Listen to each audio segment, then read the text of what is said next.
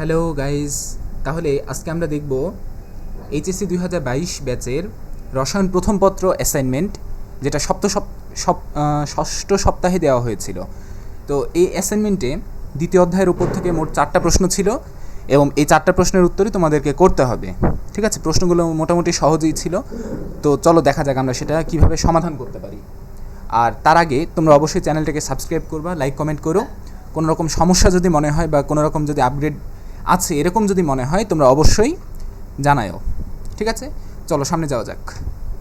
তার আগে তোমরা সবাই ভিডিওটা 720pতে সেট করে নিও, কারণ না হলে অনেক ছোটোখাটো লেখা আছে যেগুলো তোমরা দেখতে পাবা না, অনেক ফিগার আছে যেটা তোমরা পড়তে পারবা না। এই জন্য ভিডিওটা 720pতে নিও। তো চলো প্রথমে এই প্রশ্নটা দেখে আসা যাক। দেখো এবারে প্রশ্নে প্রথম প্রশ্ন হচ্ছে ইলেকট্রন বিন্যাস সম্পর্কিত নীতিসমূহ ব্যাখ্যা করা। রুব্রিক্সে দেখো আউটবাউ নীতি, হুন্ডের নীতি এবং পলির বর্জন নীতি বর্ণনা ও ব্যতিক্রম সহ ব্যাখ্যা।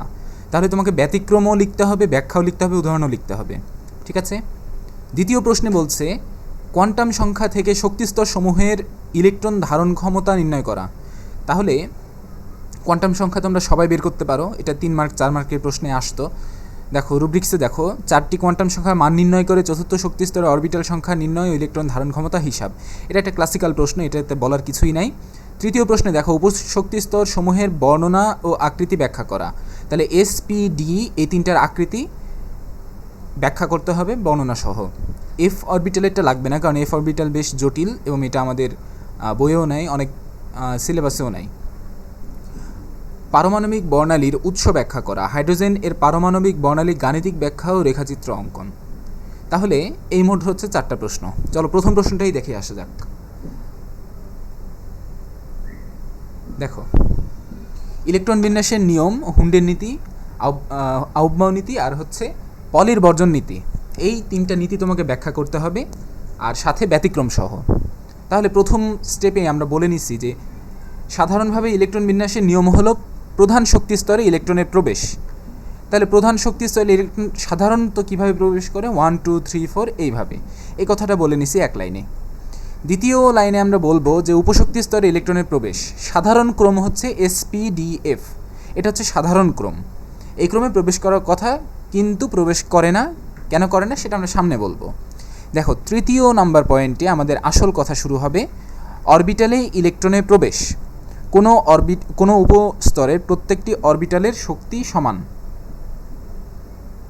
যেমন পি উপস্তরে 3টি অরবিটাল সমশক্তির বিশিষ্ট।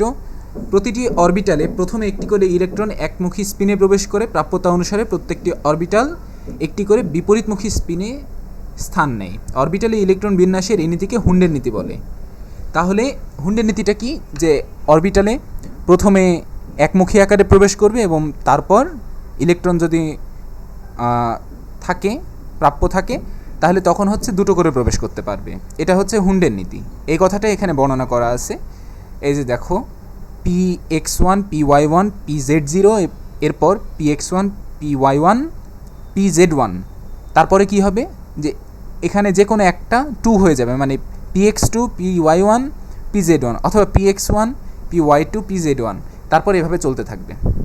তাহলে তোমরা এটা ব্যাখ্যা করে দিবা। দ্বিতীয় প্রশ্নে দেখা যাক। দেখো পলির বর্জন নীতি। পলির বর্জন নীতিতে অরবিটালে সর্বাধিক 2টো ইলেকট্রন থাকতে পারে। এটা আমাদের জানা কথা যে একটা অরবিটালে +12 আর -12 এই 2 স্পিনের ইলেকট্রন থাকে। তো বিজ্ঞানী পলি এই কথাটাই বলছেন যে একটা অরবিটালে 2টোর বেশি ইলেকট্রন থাকতে পারে না।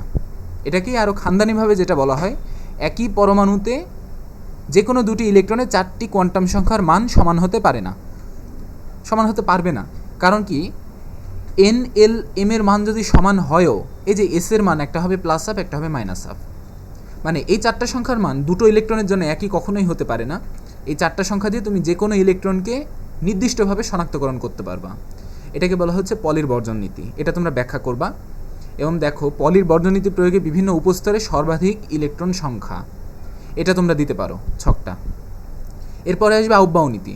এই নীতি অনুসারে সামগ্রিকভাবে ইলেকট্রনসমূহ বিভিন্ন অরবিটালে তাদের শক্তির উচ্চক্রম অনুসারে প্রবেশ করে, অর্থাৎ ইলেকট্রন প্রথমে নিম্ন শক্তির অরবিটাল এবং ক্রমান্বয়ে উচ্চ শক্তির অরবিটালে স্থান নেয়। আউটবাউ অর্থ হচ্ছে বিল্ডিং আপ, অর্থাৎ গঠন করা, জার্মান শব্দ এটা, ঠিক আছে। তাহলে আউফবাউ নীতির একটু বিশদ ব্যাখ্যা লাগবে।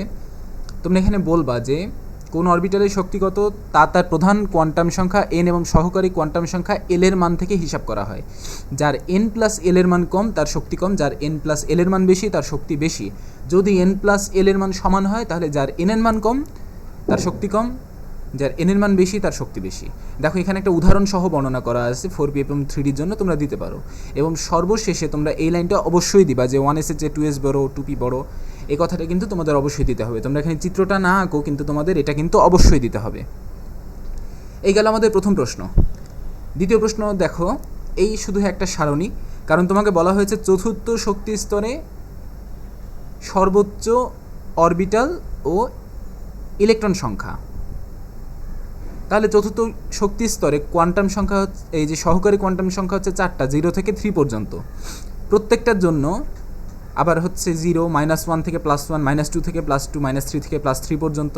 এগুলোকে গুণবা দেখবে এরকম বিজোড় আসবে 1, 3, 5, 7 অরবিটাল সংখ্যা। এটা তোমাকে চাইছে এবং নিচে তোমাকে লিখতে হবে অবশ্যই মোট অরবিটাল সংখ্যা 16। প্রত্যেকটা অরবিটালে 2টো করে ইলেকট্রন থাকে, দেখো প্লাস হাফ আর মাইনাস হাফ, তাহলে এটাকে ডবল করে দিবা। তাহলে যে 7 দুগুণে 14, 5 দুগুণে 10, 3 দুগুণে 6, 1 আর হচ্ছে 2 একে 2, তাহলে মোট হবে 32। এটা অরবিটাল হবে 16, মোট ইলেকট্রন হবে 32। তোমরা যদি এই সারণীটা এঁকে দাও তাহলেই হবে। যদি কেউ পারো একটু বর্ণনা দিও, বর্ণনা যদি নাও দাও তেমন সমস্যা হবে না, ঠিক আছে। এ আমাদের দ্বিতীয় প্রশ্নও গেল। তৃতীয় প্রশ্নে আমাদের বর্ণনা করতে হবে এস, পি এবং ডি অরবিটালের আকার। তো অরবিটাল বলতে আমরা কি বুঝি, যে পরমাণুর চারদিকে ইলেকট্রন মেঘের উচ্চ ঘনত্ব বিশিষ্ট অঞ্চলকে এটা হচ্ছে অরবিটাল বলে, বা ইলেকট্রন আবর্তনের সর্বাধিক সম্ভাব্য অঞ্চলকে অরবিটাল বলে। অরবিটালে তখন তুমি বর্ণনা দিবা, এস অরবিটাল দিবা ফার্স্টে, দিয়ে একটা গোলক আঁকবা। এটাতে বলবা যে এস অরবিটালে আসলে ম্যাগনেটিক ফিল্ডের কোনো প্রভাব নেই, এখানে ম্যাগনেটিক কোয়ান্টাম সংখ্যা 0, যেহেতু কোনো প্রভাব নেই সে কারণে এটা হচ্ছে বর্তুলাকার বা গোলাকৃতি, এর কোনো দিক ধর্মও নেই। তারপর তুমি বলতে পারো পি অরবিটালের কথা। তাহলে পি অরবিটালে তখন তুমি বলবা যে এটা আসলে একটা নাম্বেল আকৃতির, এবং এখানে 3 ধরনের ভ্যারিয়েশন দেখা যায়, যার এটার কারণ হচ্ছে এখানে ম্যাগনেটিক কোয়ান্টাম সংখ্যার মান 3টা। তাহলে 3টা হওয়ার কারণে এটা এক্স অক্ষ, ওয়াই অক্ষ এবং জেড অক্ষ বরাবর বিস্তৃত হতে পারে, এবং 3টা ডাম্বেলের ন্যায় দেখা যায়। তো এখানে কিছু কথা আছে যে এই যে ইলেকট্রন যে ঘুরছে একদম বাইরের দিকে যে অংশটা, এই যে বাইরের দিকে যে অংশটা, এটার নাম হচ্ছে নোড, আর হচ্ছে এটার নাম হচ্ছে লোব। আর এই যে ফাঁকা স্থানটা এটার নাম হচ্ছে নোড। নোডে হচ্ছে ইলেকট্রনের ঘনত্ব কম থাকে, আর এই যে লোবটা এটা হচ্ছে ইলেকট্রনের ঘনত্বটা বেশি থাকে। কারণ কি, ইলেকট্রন যখন ঘুরে তখন সে যে নিউক্লিয়াস থেকে যত দূরে যায় তার হচ্ছে এই বেগ কমতে থাকে। তো যেহেতু বেগ কম, তাহলে আমি যদি এইখানে বিবেচনা করি এই অঞ্চলটা, তাহলে এই অঞ্চলে আমি ইলেকট্রন পাওয়ার যে সম্ভাবনা সেটা আমার সবচেয়ে বেশি থাকবে।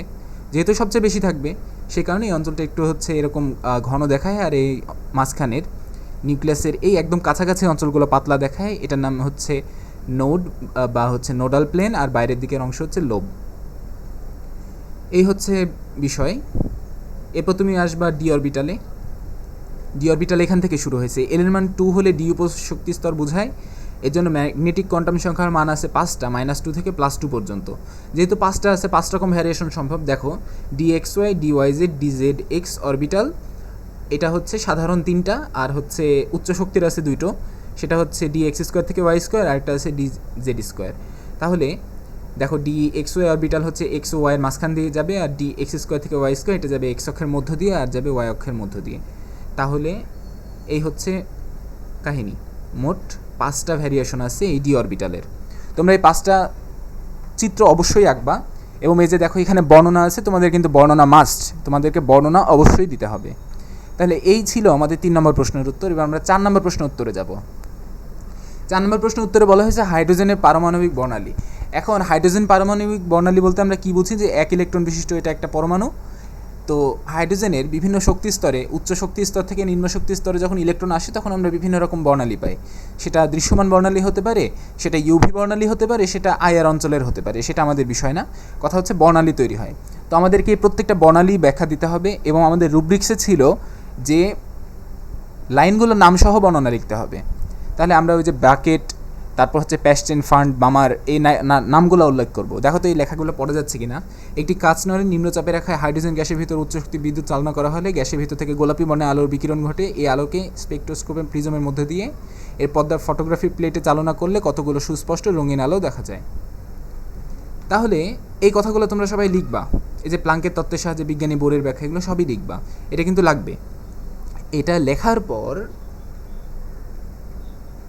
লেখার পর তোমরা হচ্ছে রিডবার্গের এই সমীকরণটা লিখবা। রিডবার্গের সমীকরণ অনেকেই কিন্তু প্রতিপাদন করেছে, সেটা প্রতিপাদন করার কোনো দরকার নাই। তোমরা হচ্ছে শুধু সমীকরণটা লিখবা। লেখার পর এই যে ছকটা আঁকবা, এই ছকটা এঁকে তুমি হাইড্রোজেনের কিছু ওই যে ধাপান্তরের জন্য তুমি এখানে দৃশ্যমান বর্ণ কেমন হয় সেটা তুমি ব্যাখ্যা করে দিবা।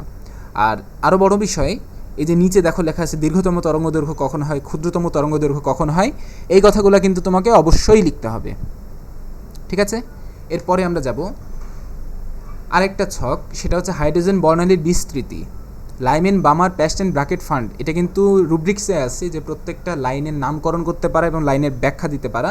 তো আমাদের এটা লিখতে হবে যে তরঙ্গদৈর্ঘ্য আসলে কত থেকে কত পর্যন্ত কোন কোন সারি হয়, এগুলো কিন্তু আমাদের লিখতে হবে। তোমরা অবশ্যই এই বিষয়টা দেখবা এবং এই বিষয়টা অবশ্যই লিখবা। একটা সারণী তো এঁকে ফেলবা, অলসতা করার দরকার নাই। তো এরপরে আমরা যেটা দেখব সেটা হচ্ছে রেখাচিত্র। তো রেখাচিত্র বলতে আমরা এটাকেই বুঝছি, দেখো এই যে উচ্চ শক্তি স্তর থেকে নিম্ন শক্তি স্তরে আসছে, এই যে এটা লাইমেন সারি হলো, যেহেতু প্রথম শক্তি স্তরে আসলো এই জন্য এটার নাম হচ্ছে লাইমেন সারি। দ্বিতীয় শক্তি স্তরে আসলো তখন এটার নাম হবে বামার। তৃতীয়তে আসলে প্যাস্টেন, চতুর্থতে ব্র্যাকেট, তারপর ফান্ড, তারপর হচ্ছে আরও কী কী সব আছে, হামফ্রিস আছে, আরও কী কী সব আছে। তো তোমরা হচ্ছে এই হচ্ছে রেখাচিত্র, এটা ভালোভাবে একবার পরিষ্কারভাবে এঁকে ফেলবা। ঠিক আছে? তাহলে এটাই ছিল আজকের অ্যাসাইনমেন্ট। তোমরা সবাই দেখছো, সবাইকে অবশ্যই অসংখ্য ধন্যবাদ। আর কাজ জমায় রাখবা না, করে ফেলবা, কারণ এখন তো হচ্ছে স্কুল কলেজ খুলে যাবে হয়তো খুব শীঘ্রই, যে কোনো সময় ডাক দিবে। তো তোমরা হচ্ছে এটা করে রাখবা, সবসময় আপ টু ডেট থাকবা। আর তোমাদের বন্ধুদের মাঝে অবশ্যই শেয়ার করো, চ্যানেলটা সাবস্ক্রাইব করো, তাহলে আর কি উৎসাহ পায়। তো ঠিক আছে, তাহলে সবাই ভালো থাকো, সুস্থ থাকো, সবার জন্য দোয়া রইল, আমার জন্য দোয়া করবা। টাটা। হ্যাঁ।